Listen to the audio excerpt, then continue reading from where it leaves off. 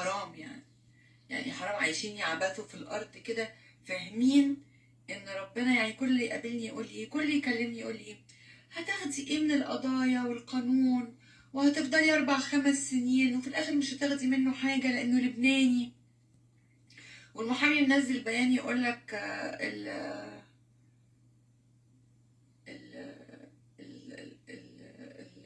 الطبي هيبقى فيه عدم اختصاص لان العملية كانت في لبنان. طب ما هي العملية ناجحة، انتوا خايفين ليه تتحكموا في مصر؟ ليه تقولوا اختصاص ولا عدم اختصاص؟ وانا واقعة يعني دي حاجات قانونية بقى نبقى نتكلم فيها في وقت نتكلم فيه.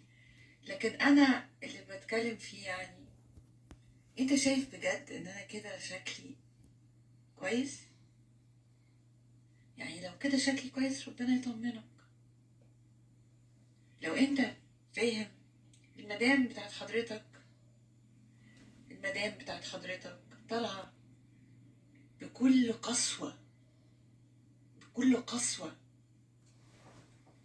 تقول لك اصل اللي بيحارب مش في الانستجرام، يحارب في القانون. لو هي يعني حرب بريئة، وانا ولا كنت بحارب في الانستجرام ولا كنت بحارب في القانون. انتوا اللي حطيتولي صورة على الانستجرام، وانتوا اللي اجرتوا مواقع على الانستجرام، وانتوا اللي شوهتوني انا ما اتكلمش مع حد. انا كل اللايفات بتاعتي رد على افتراءاتكم. مرة سرقت 15,000 دولار، ومرة جيت لك اختيارة، ومرة اصل انا مش عارفة انا عامل لي فين وما لبستش جفنها اللي فوق. مين قالك ان انا جبت سيرة جفني اللي فوق؟ انا حضرتك بالنسبة لجفوني اللي تحت، بالنسبة اللي انت عملته فيا ده، بالنسبة لبقي اللي من هنا لهنا، بالنسبة لكل الحاجات دي ايه؟ ده وشي؟ ده عينيا اللي بتبربش كل ثانية دي؟ ده عادي؟ ده انا مش عارفة اتكلم، ما بعرفش اتكلم، مذيعة ما بتعرفش تتكلم. انا مش برد عليك ولا ببرر، لان انا قبل كل حاجة ربنا هياخد لي حقي والله.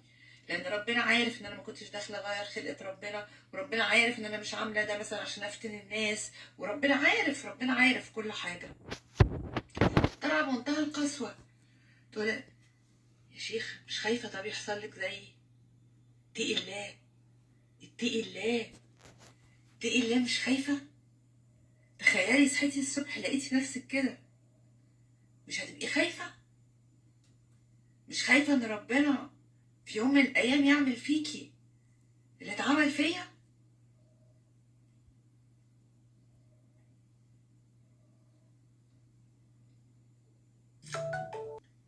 انا بس عايزه اقول لكم حاجه مهمه جدا، وهي ان في ناس وحشه كتير قوي، في ناس وحشه كتير قوي وما عندهاش اي احساس. طالعه بلوجرز تقولك لا يمكن يكون ما ردش عليها، لا يمكن يكون كان بطل مش عارفه ايه، لا يمكن ايه. شرفك انت، شرفك، ولا انت واخدالك قرشين ولا ايه؟ لا مش قرشين، قرشين 3 4 5.